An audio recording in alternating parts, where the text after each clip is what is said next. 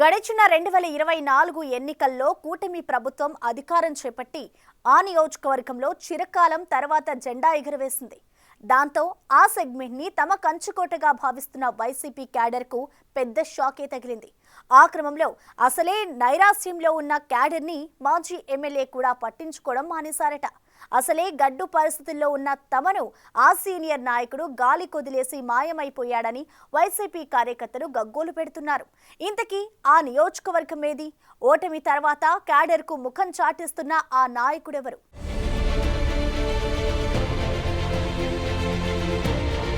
గడిచిన 2024 ఎన్నికల్లో కడప జిల్లా మైదుకూరు నియోజకవర్గంలో టీడీపీ జెండా ఎగురవేసింది. 1999 తర్వాత తెలుగుదేశం పార్టీ దీర్ఘకాలానికి అక్కడే పాగా వేయగలిగింది. 1999 ఎన్నికల్లో మైదుకూరులో టీడీపీ నుంచి గెలిచిన శెట్టిపల్లి రఘురామిరెడ్డి తర్వాత వైసీపీ బాటపట్టి రాష్ట్ర విభజన తర్వాత జరిగిన 2 ఎన్నికల్లో విజయం సాధించారు. గత ఎన్నికల్లో టీడీపీ అభ్యర్థి పుట్టా సుధాకర్ యాదవ్ ఆయనకి షాక్ ఇచ్చారు. 1985 ఎన్నికల నుంచి వరుసగా 9 సార్లు మైదుకూరు నుంచి పోటీ చేసిన రఘురామిరెడ్డి 4 సార్లు విజయం సాధించారు. గెలిచినా ఓడినా ఎప్పుడూ నియోజకవర్గంలో యాక్టివ్ గా ఉండే ఆయన 2024 ఎన్నికల్లో పరాజయం తర్వాత కనిపించడమే మానేశారంట.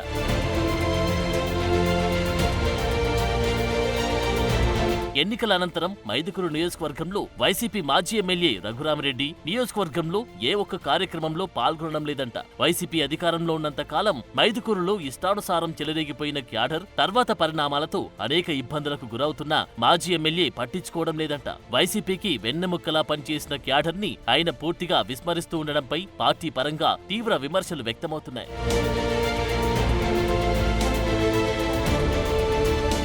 కూటమి ప్రభుత్వం ఏర్పడిన 8 నెలలకి జగన్ అధికారంపై కలలు కనిస్తున్నారు. మళ్లీ అధికారంలోకి వస్తామని, ఈసారి 30 ఏళ్లు రాష్ట్రాన్ని ఏలుతామని ప్రకటనలు చేస్తున్నారు. రెండోసారి అధికారంలోకి వచ్చాక క్యాడర్ కి ప్రాధాన్యత ఉంటుందని, క్యాడర్ కి ఏ కష్టం రాకుండా చూస్తామని అంటున్నారు. ఊరికే చూస్తూ ఊరుకోం. వైఎస్ఆర్ కాంగ్రెస్ పార్టీ బ్రతుకుతుంది. వైఎస్ఆర్ కాంగ్రెస్ పార్టీ ఈ రాష్ట్రాన్ని ఏలుతుంది అని కూడా సందర్భంగా చెప్తాను. మరో 30 సంవత్సరాలు ఏళ్తామని కూడా ఈ సందర్భంగా కూడా మరి గట్టిగా కూడా చెప్తాను.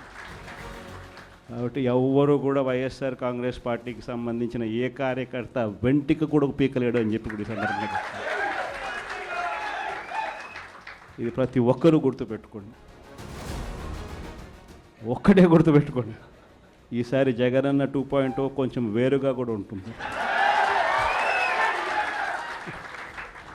ఈసారి జగనన్న 2.0 కార్యకర్త కోసం ఎలా పనిచేస్తుందో కూడా చూపిస్తుంది.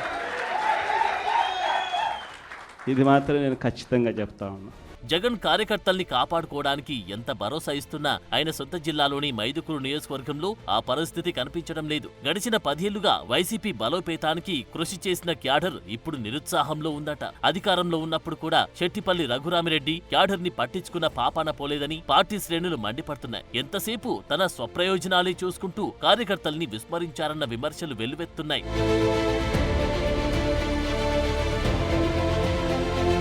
అంత సీనియర్ నాయకుడైన శెట్టిపల్లి రఘురామిరెడ్డి పరాజయం తర్వాత పార్టీకి కార్యకర్తలకి అండగా నిలవాల్సింది పోయి కాడ వదిలేసినట్లు వ్యవహరిస్తూ ఉండడం వైసీపీ వర్గాలకు మింగుడు పాడడం లేదంట. కష్టం వచ్చినా నష్టం వచ్చినా వైసీపీ బలోపేతానికి కృషి చేసిన క్యాడర్ ని పక్కన పెట్టడంపై మైదుకూరు నియోజకవర్గంలోని వైసీపీ శ్రేణుల్లో అసంతృప్తి సెగలు రేగుతున్నాయట. ఆ క్రమంలో కూటమి పార్టీ తలుపులు తెరుచుకుంటాయేమోనని ఆశగా ఎదురు చూస్తున్నారట. అయితే తెలుగుదేశం నేతలు మాత్రం వారిని దరి చేరనేయడం లేదంట.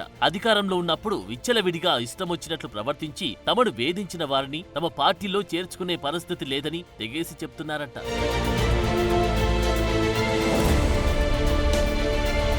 అధికారంలో ఉన్నప్పుడు అప్పటి ఎమ్మెల్యే రఘురామిరెడ్డి ఏం చెప్పినా చేసిన క్యాడర్ తాము గడ్డు పరిస్థితులు ఎదుర్కొంటున్నా పట్టించుకోకపోవడంపై తీవ్ర ఆగ్రహం వ్యక్తం చేస్తుంది. ఈ విషయం అధిష్టానం దృష్టికి తీసుకెళ్లినా ఫలితం లేకుండా పోతుందట. కడప జిల్లాలో వైసీపీ పరాజయం పాలైన అన్ని నియోజకవర్గాల్లో ఇదే పరిస్థితి కొనసాగుతుందని, పార్టీ అధ్యక్షుడి సొంత జిల్లాలోనే ఇలా ఉంటే పార్టీ మనుగడి కష్టమవుతుందన్న అభిప్రాయం వ్యక్తమవుతుంది.